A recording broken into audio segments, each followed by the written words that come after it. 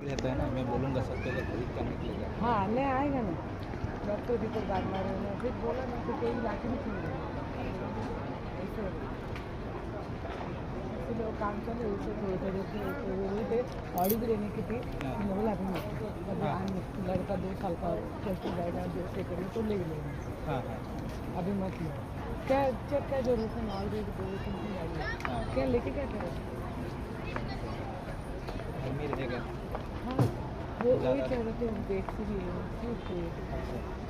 तो एक से तो ड्राइवर तो उससे चलता है मैं भी सीख गई गाड़ी मैं खुद नहीं चलती हूँ मेरी सेपरेट